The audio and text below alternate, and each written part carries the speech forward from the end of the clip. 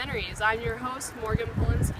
As you can see, we're not even in the dorm room right now enjoying the nice weather, but also it's because I want to get right into the material of today. The American Dream. What is the American Dream? Well, statistics show that most people think it's a nice house, like the one behind me, 2.4 kids, 3 cars, and a 2-car garage. That way one is sitting outside.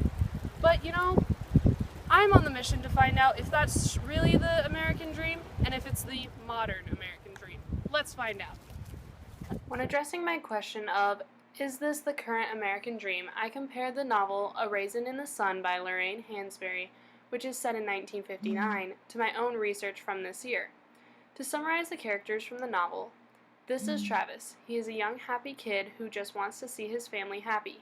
He sleeps on the couch in the apartment because there's nowhere else for him to sleep. This is Travis's mother, Ruth. She is pregnant right now, but only her mother-in-law knows.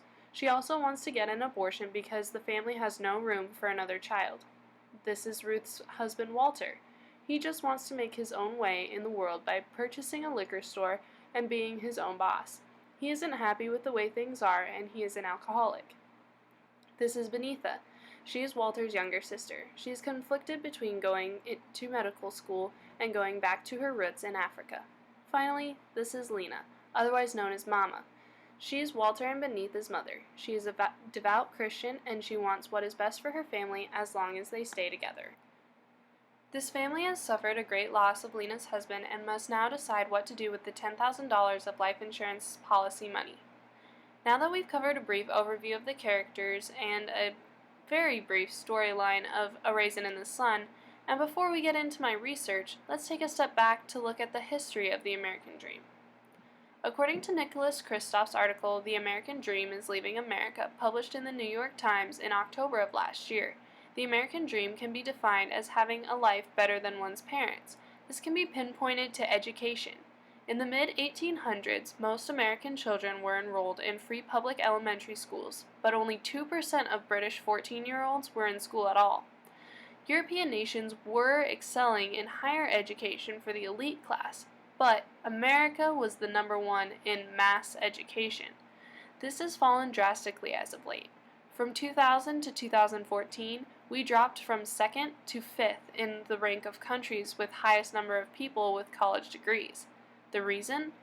Our education system allows for schools who need less help to get more money, and schools that are dangerous and suffering do not get the aid they need due to tax allocations. We're back in the Dorm Room Documentaries studio to continue our search for what exactly is the American Dream.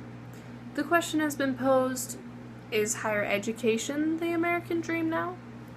Benitha from A Raisin in the Sun wanted a higher education, and it was harder for her to gain that education due to her income level.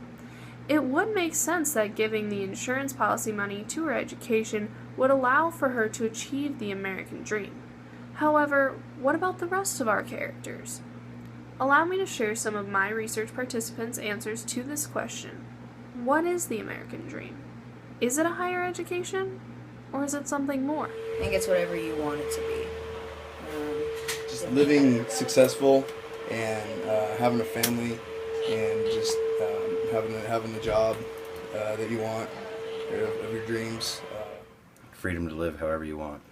Class, I guess, have a couple, 2, 3 kids, be financial sound, good health,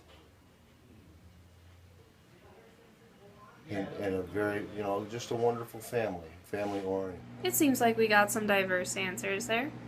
Now, the next question I asked my research participants may seem a little off the wall. I asked them, what would you do with $80,000? Now, the reason I ask this is because the amount of money the family was given in A Raisin in the Sun was $10,000. But due to inflation rates and differing CPIs in different years, that amount of money was worth $80,666.48. So, I decided to round that to 80,000 so it was easier for my research participants to understand. First, let's take a look at what the characters would want. We're back to what would the characters do with $10,000. Ruth wanted to buy a house. She wanted to make sure that her family was happy and had their space. Walter wanted to buy a liquor store. He also wanted his own house, along with a butler. Benitha was stuck between two dreams. She either wanted to get her medical degree or go to Africa. Maybe both. Mama was like Ruth. She wanted a house, that way so everyone can live together and be happy.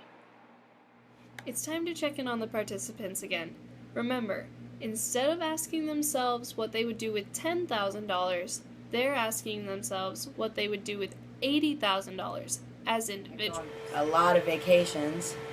I might even quit my job. Pay off all debts and maybe probably put some of it in a IRA or whatever, some sort of like a savings fund or something. And if I had anything left over from after, I don't know, I'd probably give some of it away. Just like see, like go around, like the church that I go to, I think they're like $10,000 behind budget or something, and I'd probably help them out. Pay off all my debt, buy a house with the remainder of the money, and live rent free. In a retirement fund, I would buy a couple things that I, things that wants right now, a couple things that I want, but I would save the rest of it and put it away for when I retire. So that's what my participants would do with $80,000 as individuals. Then I put them in a group setting and I presented them with a scenario. I presented them with a raisin in the sun. Each participant got a character card describing who they were. Then I had them discuss what they wanted to do with the money, and they had to decide between 4 categories. They either had to put it towards Benitha's education, get a house, buy the liquor store, or put it into savings. We're gonna put half the money into your education, And then I could travel. and I think we could either put. To be honest, we need another place to live. What about everyone else's education? We need to get a house so we can. Just saying. Not everybody live in the same house. I think the house is a priority. Well, if I just Yeah. travel, So then many you won't have to people. worry about paying for college. If I just travel. How come her education is the only important one? How What you about the pay rest for of your us? travel after you get done getting your degree? Or your Well, I gotta own find myself first. education. House and education. House, yeah, I'm in. Yeah, house and education.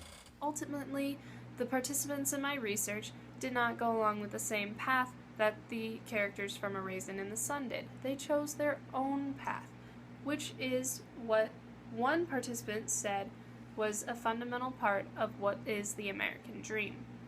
So, my final point in this documentary for my dorm room documentary series is the American dream dead? According to Andrew Sorkin's article, Many Feel American Dream is Out of Reach, poll shows, published in December of last year, the majority of the public thinks that the stereotypical American dream is too far-fetched or out of the question. Do you remember the recession of 2009? During that time period, 72% of people believed that with hard work and determination, the American dream could be achieved. In the 2014 poll, only 64% of Americans believed this. The problem is our confidence in our economy. We are going through steady growth again, but after 2009, people are a little on edge. That does not mean that the American dream is dead. It just means that we're a little wary of our surroundings. At the beginning of this documentary, I asked a question. What is the American dream? And I got an answer. The American dream is different for everyone. My answer won't be the same as your answer. Just like my research participants didn't think the same way that the characters from A Raisin in the Sun did. So, the American dream is up for interpretation. And it's not dead. We're just a little worried, and that's all. And the American dream is going to come back.